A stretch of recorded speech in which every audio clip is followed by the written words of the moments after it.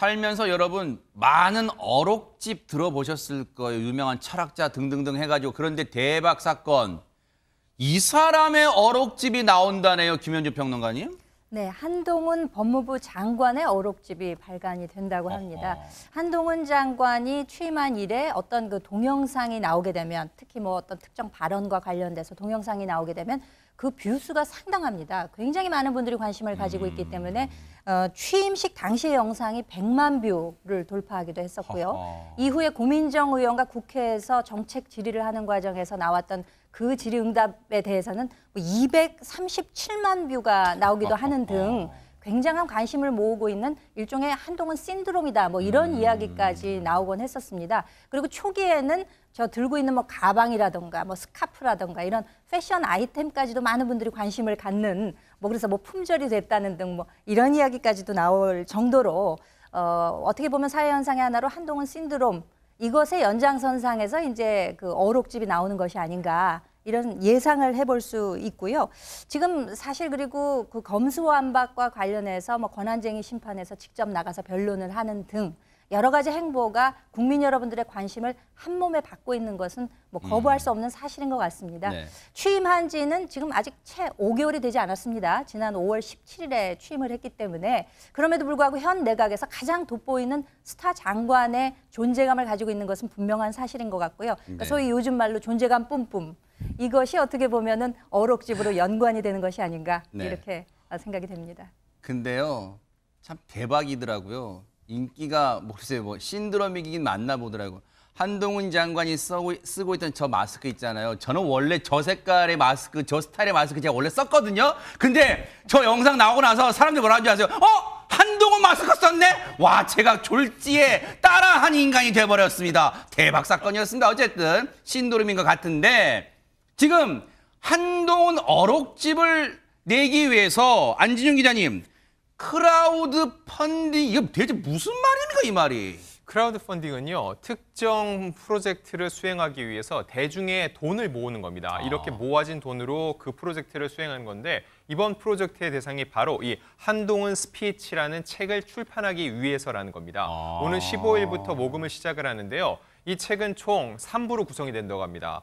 한 장군의 인사청문회 이후로요. 1부는 취임사, 2부는 기자회견 발언, 3부는 청문회 및 대정부 질문 발언으로 구성이 된다고 하고 어떻게 해서 이 책을 내려고 하는지 출판 관계자의 얘기를 들어봤습니다. 네. 한 장관은 좌우 및 중도를 넘어 공감대를 형성하고 있다. 답은 그의 발언에 있다면서 이념에 편중되지 않고 반박이 불가능할 정도의 촌철살인 논리를 귀에서 눈으로 확인할 때라고 이 책을 발간하려는 이유를 전했습니다. 네. 어렵네요. 이렇게 말을 어렵게 해요. 그냥 뭔가 좀 확 들어오는 발언들로 좀 채웠다. 그럼 되잖아요.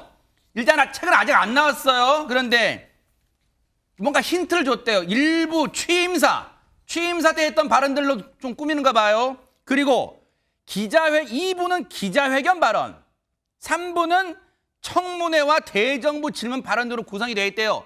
어떤 내용인지 알 수는 없지만 어쨌든 이 책을 왜 이 순간에 뭔가 장관에서 물러난 사람도 아니에요. 현직 장관이에요. 근데 그 장관의 어록집을 왜 출판하려는 걸까요? 출판사 대표 얘기 좀 들어보시고 이어가 보도록 하겠습니다.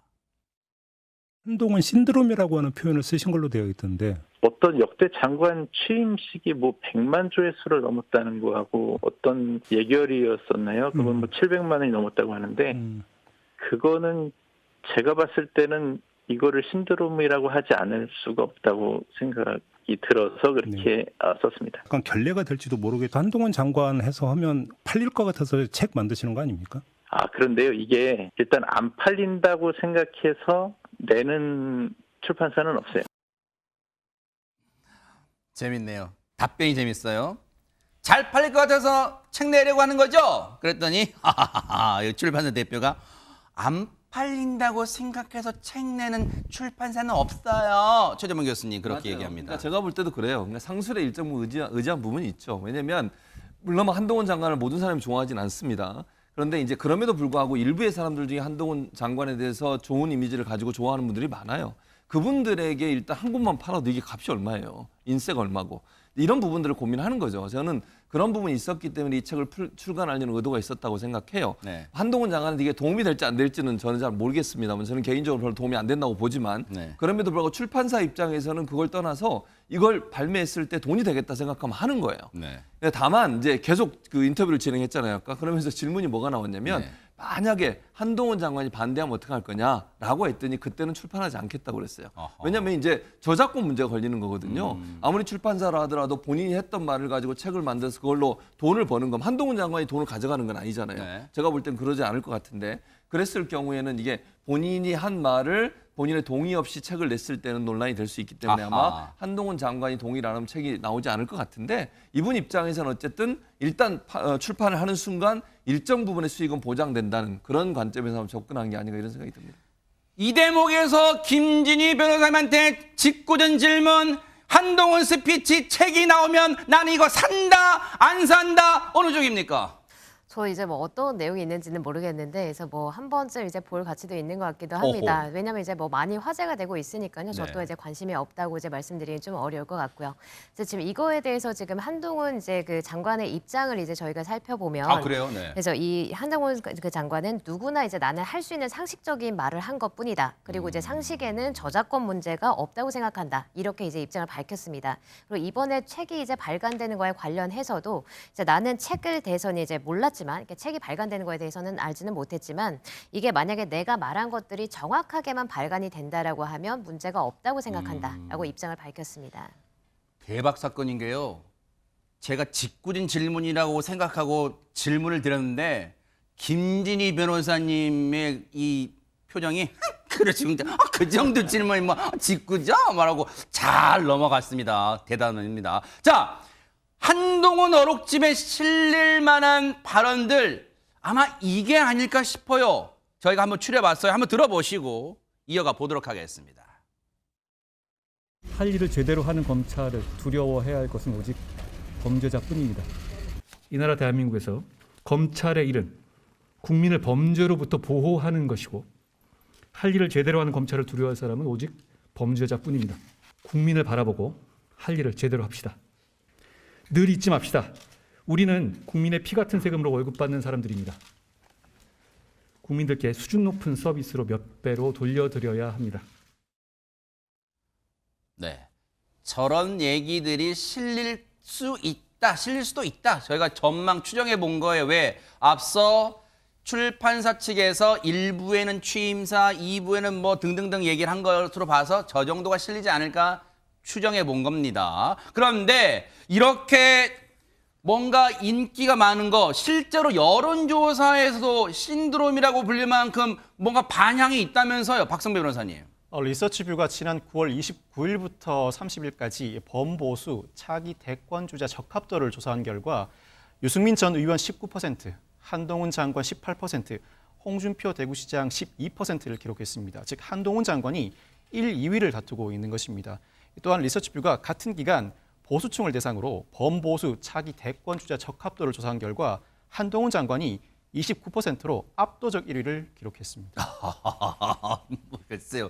이래서 신드롬이란 말이 나오는지 모르겠지만 이런 현상을 글쎄요. 한동훈 장관 본인이 뭐 드러내놓고 그러진 않겠지만 혹시 속으로 좀 즐기고 있을까요? 관련 영상 좀 보시고 이어가 보도록 하겠습니다. 대통령과 정부는 역대 최저 지지도를 달리고 있는데 대통령 최측근이라고 불리는 장관님이 이렇게 자기 문제가 벌써 거론되고 이렇게 되는 거예요? 제가 원한 결과는 아니고요. 저는 법무부 장관으로서 역할을 충실하게 수행하고 하려고 노력하고 있고, 장관의 도리를 아는 분이라면은 지금 집권 초기의 장관인데 나를 좀 빼달라. 이 의사표명해야 됩니다. 저와는 무관한 것이고요. 지금 저렇게 되고 있는 상황에서 제가 여기서 뭐 빼달라 말라 이거 자체가 오히려 더 호들갑 떠는 것 같다는 생각은 좀 듭니다.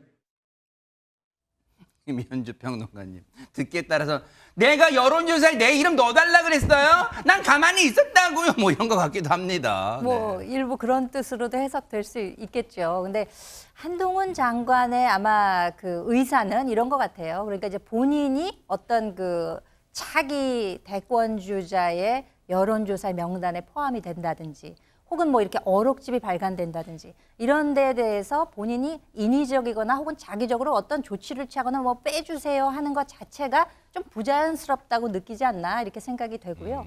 뭐 앞으로 어떻게 될지는 이 정치라고 하는 것이 한치 앞을 알 수 없는 것이기 때문에 너무나 변수도 많고 하긴 하지만 실제로 지금 여의도 부근에서는 한동훈 장관이 이 다음에 어느 특정 지역구까지 거론이 되면서 출마할 것이다라는 얘기도 나오고 뭐 당권에 도전하는 것이 아니냐 그리고 너무 멀긴 했지만 뭐 대선 주자급으로도 이야기가 나오고 있는 것은 사실이지만 본인 의지는 지금까지는 없는 것 같아요. 그럼에도 불구하고 앞으로 어떻게 될지는 알 수 없다. 윤석열 대통령도 국민이 불러내서 갑자기 저렇게 검찰총장에서 대통령이 되시지 않았습니까? 그러니까 앞으로 좀 지켜볼 일이다 그렇게 생각이 됩니다. 현직 장관의 발언 일거수일투족이 화제가 될 만큼 신드롬이라는 표현이 나올 만큼 관심이 크고 거기에다가 어록집이 재직 중에 장관 재직 중에 어록집이 나올 것 같은 지금 상황이고 이례적인 현상이긴 합니다. 근데 중요한 건 글쎄 이 신드롬이라는 이 표현이 적절할지는 모르겠습니다만 이 한동훈 장관의 이 인기 또는 어떤 긍정적 영향이 계속 이어질지 이제 그게 관심이에요. 정치권에서는. 제가 볼 때는 총선 때까지는 이어질 걸로 보여져요. 그래요. 그래서 저는 총선 출마도 충분히 생각할 거라고 봅니다. 그러니까 이제 장관을 한 2년 정도 하는 거잖아요. 이제 내년 4월에 총선이 내후년 참 죄송합니다. 내후년 4월에 총선이 있으니까 그때 하면 2년 정도 넘어가는 거거든요.